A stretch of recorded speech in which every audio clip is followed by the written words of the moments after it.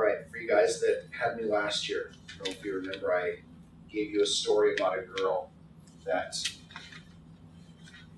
was taking a nursing course in college. And she was one of only, I think, 6 girls taking this nursing class, and this teacher was incredibly difficult. He gave this mountain of information, and they gave a 10-point multiple choice quiz each week. At the end of the week, everyone failed the first quiz. And so her thought was, I need to study harder. So here is this basically empty university, 6 nursing students taking this course, and the first quiz they all failed. Second class, second week, the 5 girls all got A's, perfect quizzes.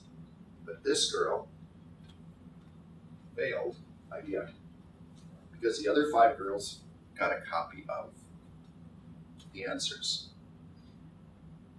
And so they just got together and they memorized A, D, B, C, A, D, B, C, D.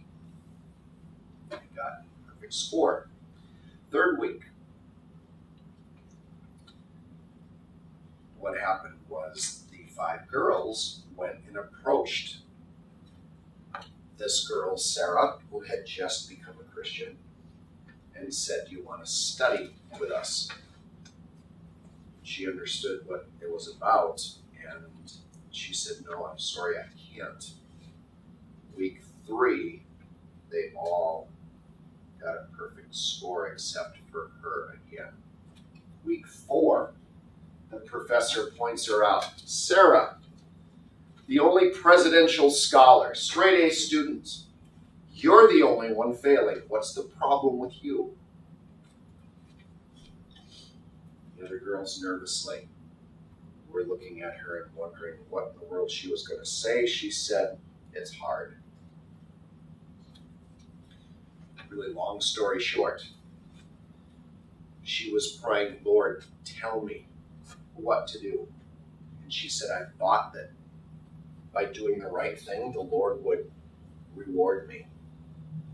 She goes, I'm failing my course. I wanted to be a missionary nurse. I'm not going to get into nursing school. They're cheating. What do I do? Since she was wallowing in self-pity, her roommate tried to switch rooms. The 5 girls would eat on the other side of the dormitory. She was left by herself. She decided just to wait it out and see what the Lord did.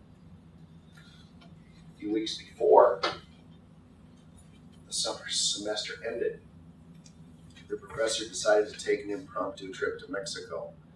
Got sick. Got so sick that he wasn't allowed to come back in to the country, and the university quarantined his office. So they needed another teacher to come in, anatomy teacher, that was going to take them through the last few weeks of the class. And the new teacher said, I'm sorry, your professor's things are all locked up. All of your grades are thrown out up to this point. What we're going to do is that I'm going to take you the last 4 weeks. Your entire grade is going to be based on a final written and a lab final. And the 5 girls were screaming, not fair. It's not fair.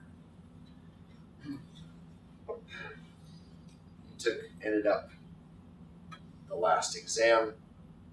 Sarah got the top score in the lab and the multiple choice. She passed the class. She was the only one to pass and to get into med school or to nursing school. It was. And she was just talking about, in her article, the decisions that you make with truth, how important it is. This year, you guys are going to have all kinds of opportunities to take somebody else's writing and not put them into quotations and say this person actually said this. And have all kinds of opportunities for probably homework that you can copy from someone else or get the answers. There'll be chances on your AP tests when you're sitting there and you've studied for 45 hours and they're asking you the most ridiculous question, and you know you've got every question right except this one. And you're sitting by Haley and she probably knows it, or whoever, and you're tempted to, oh, it's just one look. And the Lord just has something so much better for us. Because one of the things about God is that He is truth. He doesn't just tell the truth. He is truth. It's who He is. It's His very character. And we get this invitation. I used to hand out cheating policy and then you have to sign it. Well, that's just a rotten thing. Instead, it should be an honesty policy so that we all have issues towards honesty that the Lord needs to align with who He is. So this year, help each other out. And I know that when I go back and look at my own life and problems and issues that I've had, it's like, whoa, Lord, forgive me and help me. If your word doesn't mean something, your word and your name mean very little. If you lose, if when you speak, other people are always thinking, is that true or isn't it true? It's disastrous.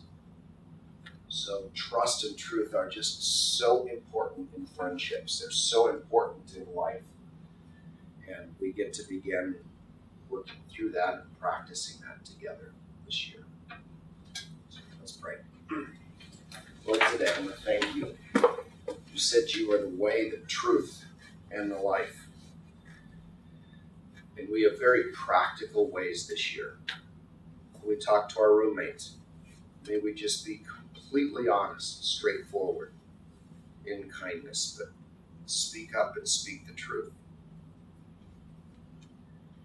As we go through our school year academically, we also have a chance to practice truth and honesty. The homework that we hand in, it's our work. But the tests we turn in, they're our exams.